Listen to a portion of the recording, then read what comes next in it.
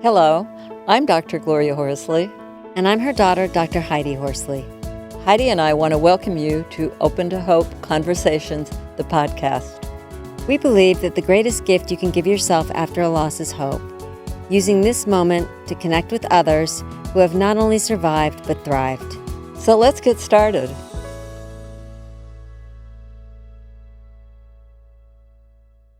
Welcome to the Open to Hope Show. I'm your host, Dr. Gloria Horsley, with my daughter and co-host, Dr. Heidi Horsley. Well, Heidi, we've got a great guest on today, Julie Ryan, and we're going to talk about communicating with the spirits. I know a lot of you have had a loss and you wonder where people are and what's going on and how you can organize. And we've got a wonderful woman on today. So Heidi, why don't you introduce her? I think it's a big surprise and great for everybody. Yeah, I look forward to having this conversation, Mom. As you said, we're going to be talking about communicating with spirits with Julie Ryan. Julie is a psychic medium and medical intuitive. Julie can sense what medical conditions and illnesses a person has and facilitate energetic healings.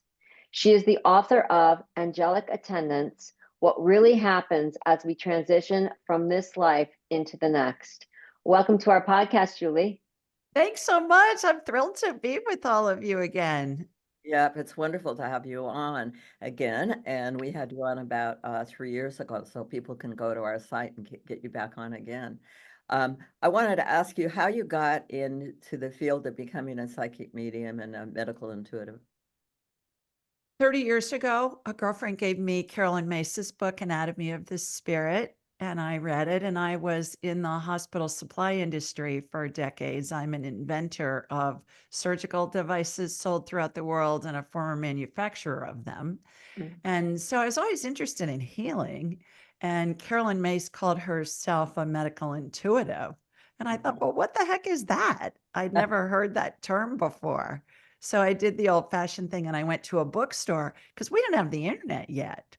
Right. And so I went to a bookstore to see if I could find more information on medical intuitives. And I found Barbara Brennan's Hands of Light book and read that and wanted to know more. And so I called her school, which at the time was on Long Island in New York. And I said, you guys have anybody teaching this stuff where I am? And sure enough, one of their graduates had just opened a school. And so I studied with her for 6 years. And then fast forward 30 years, I sold. I'm a crazy inventor and entrepreneur. I founded 9 companies in 5 industries over 30 years. So I sold my surgical device company and I thought, all right, now what? I had other companies that were kind of, running fine. They didn't need a lot of my attention. So I thought, I'm just going to do this woo-woo stuff. And so here I am. I'm a businesswoman who learned how to do woo-woo, and I'm a buffet of psychicness. Wow. And that's trademarked, by the way, buffet of psychicness. I'm just wondering, Mom, if everybody can learn this, because I know that you've trained in this also. I mean, is this something that can be learned? Is it something that you have to be born with a little bit? I don't know. Everybody's born with the ability to connect with spirit. And like in the medical industry, the woo-woo world is siloed. You got the mediums and you got the pet psychics and you got the medical people and you got the past life people and the angel communicators. Once you connect with spirit, you can do it all. And so that's what I teach is you connect with spirit and then you can do everything in the buffet of psychicness. And how do you connect with it? How do I connect with spirit is I just turn my radar on. It takes a nanosecond. I've been doing it for 30 years. So it's not necessary to meditate for an hour first and twirl 3 times and hop on your left foot and, wave with your right hand. That's not necessary. You just have an intention. Our heads are like big satellite dishes and they receive and transmit frequencies. Every spirit has a frequency. You raise your vibrational level, you have the intention of connecting with spirit, and boom, it's there in a nanosecond. Now, what about if I've had a loss? Now, my husband passed away 4 years ago. And what if I want to connect with him? I mean, is that possible in your mindset? How would I do that? You think of him, and that tunes your satellite dish head to him. And then it opens kind of like a 2-way radio communication. It's like tuning your car radio to 94.7. Well, your husband has a frequency like that. You, by thinking of him, that automatically hooks you into his frequency. And then you say something to him, either aloud or in your head. And he's going to answer you as fast as you can snap your fingers or even before, because time doesn't exist in the spirit world. Time's a human creation. So he's already got whatever you're saying to him, and he may be responding to you before you've even finished with the thought.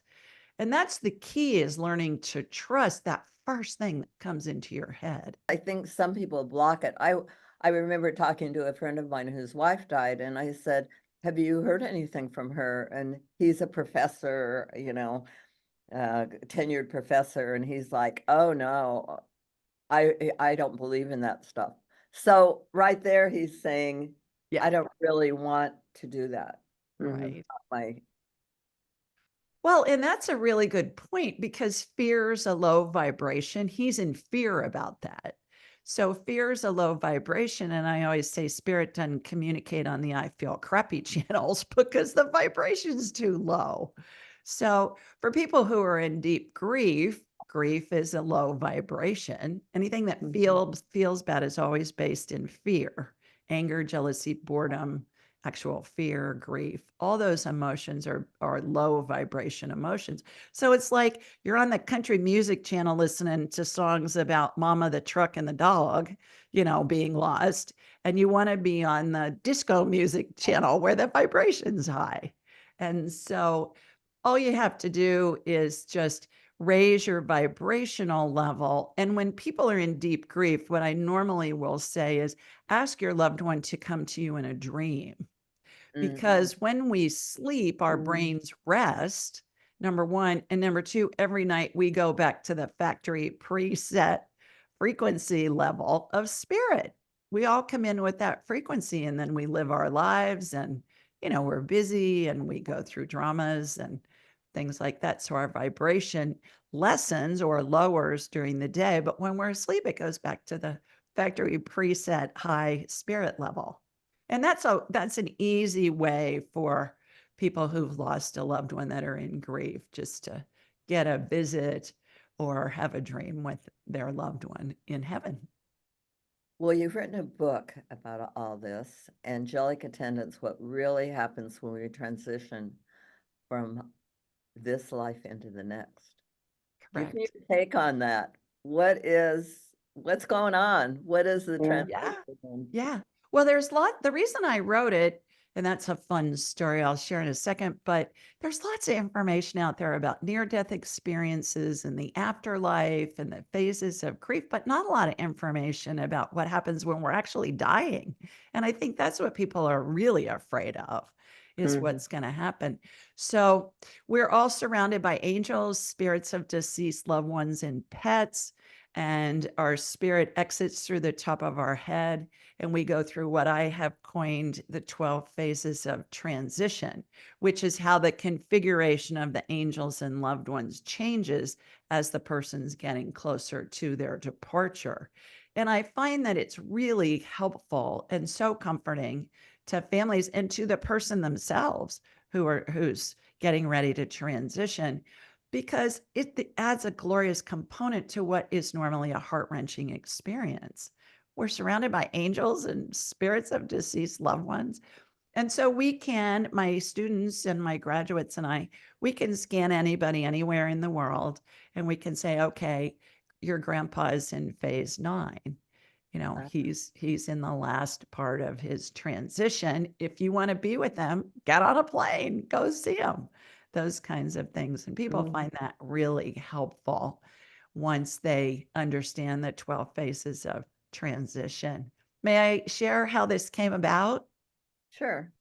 When my own mother was dying in 2002, I had started learning this woo-woo stuff. And when I got to her, she lived out of state. So when we got to her, she was not really able to communicate. And she was in a hospice facility, and the nurses were saying, well, she's going to last a long time because she's hydrated. And I'm thinking, okay, we'll see. So I turned on my radar, And I thought, she's not going to last very long. I'm seeing angels and the spirits of my grandparents and these dogs that we had in my lifetime and, all these other spirits there. And I thought, this is going to be interesting. At the same time, my heart's breaking because my mother's dying. And I'm looking at this glorious component too. So after she passed, about a year later, I was with my mentor, and this dead Pope, who's ended up being my main spirit guide, shows up. The spirit of the dead Pope has his hat on, his shepherd's rod, the whole 9 yards. And I said, well, who are you? And he said, I'm Clement. And I said, okay, I never heard of a Pope Clement. And he said, I was number 6. I said, all right, how can I help you? And my mentor, Susan, could see him too and hear him. And he said, you're supposed to teach the world what happens when somebody dies, because it's been so bastardized and people are so afraid, and there's nothing to be afraid of. And I said, yeah, I'm a businesswoman. I'm not doing that. People will think I'm nuts. And he said, yeah, well, everything you've done has prepared you for this. And so he said, just get on with it.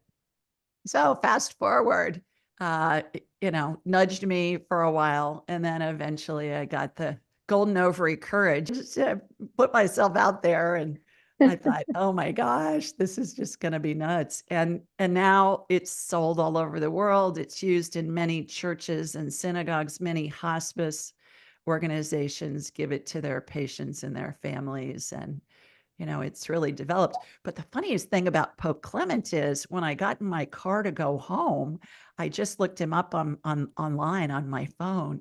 And I learned that this guy was in office during the Black Plague when Ah, 2/3 of Europe died. And he's best known for his prayers for the dying and his prayers for the dead.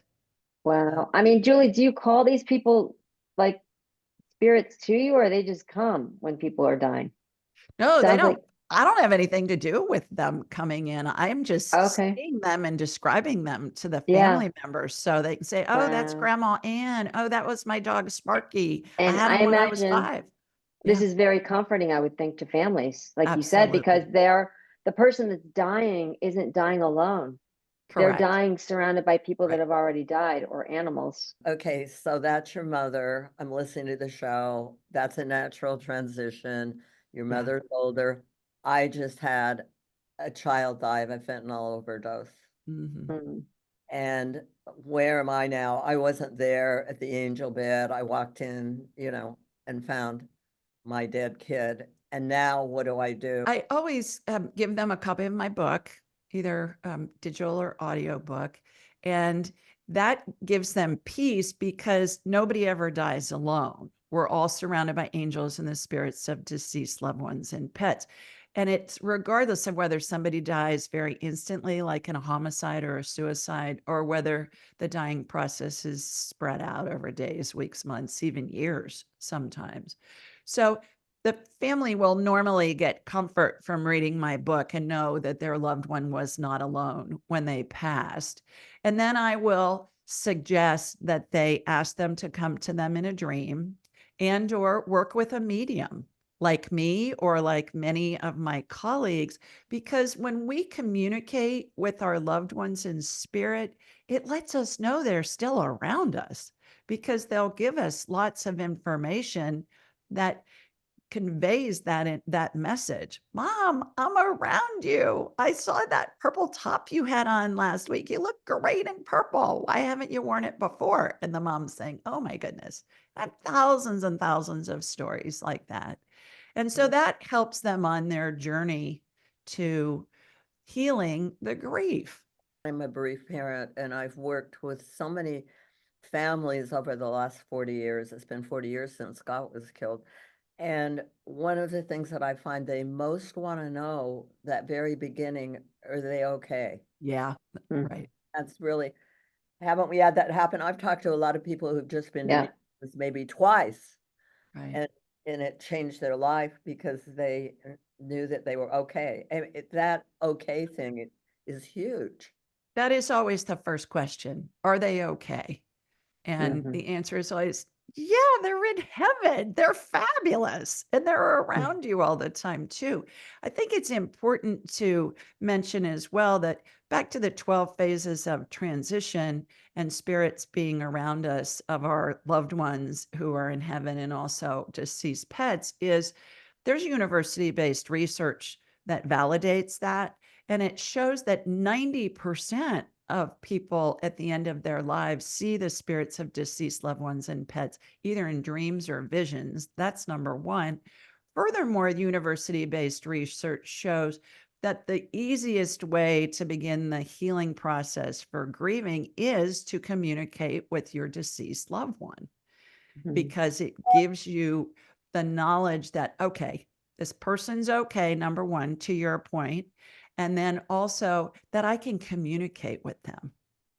And up front, normally when somebody's grieving very deeply, a lot of times it's easier to use a medium just because we're not involved in, in all of the grieving, and we didn't know the person, and the information that comes through can be so evidential in that there's no way we would know this stuff about this person. And I would think if somebody's out there saying, okay, I want to connect, I want to get a connection, and I can't, they're going to get very frustrated.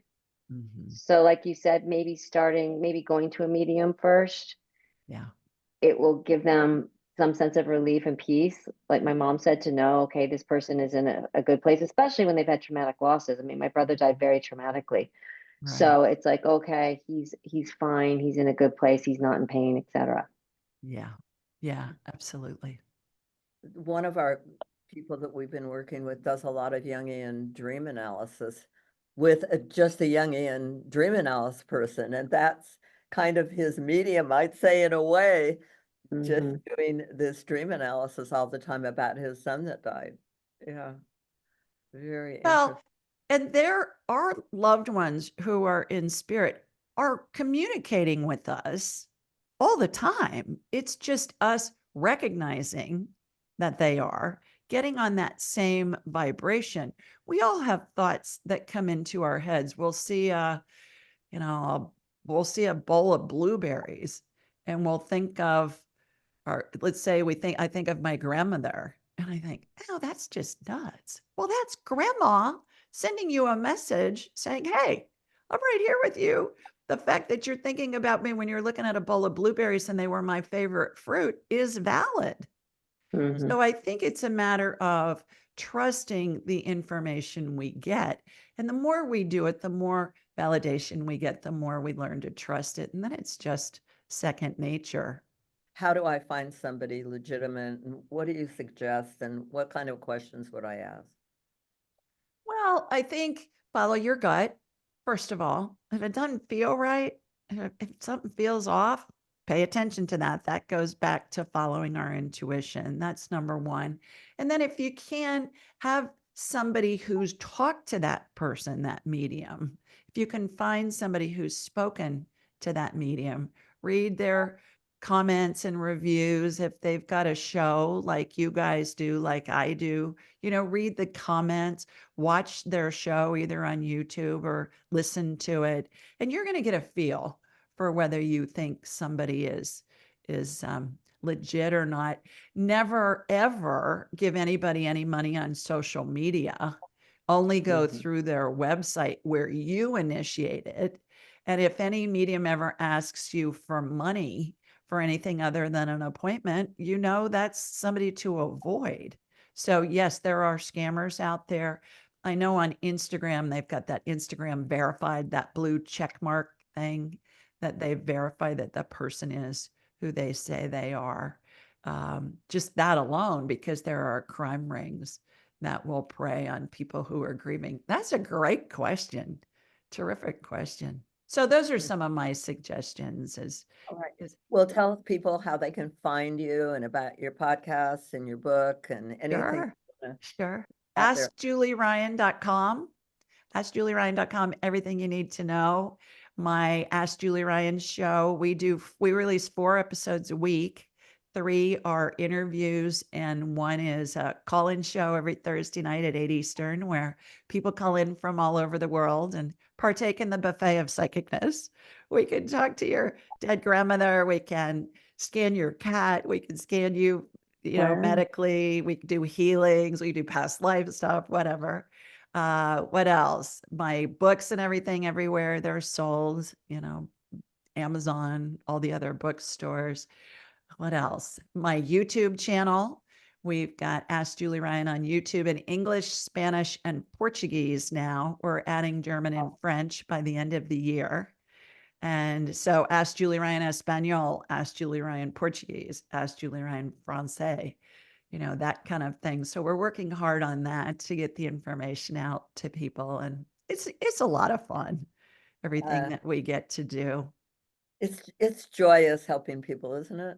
Mhm. It's joyous, and we're working with spirit all day long. So it's a high vibe, right? And Yeah. so people I say, never well, thought of you're it that you're way. happy all the time. I Yes. love it, Julie. I want to Yeah. work with spirit all day long. That sounds fun.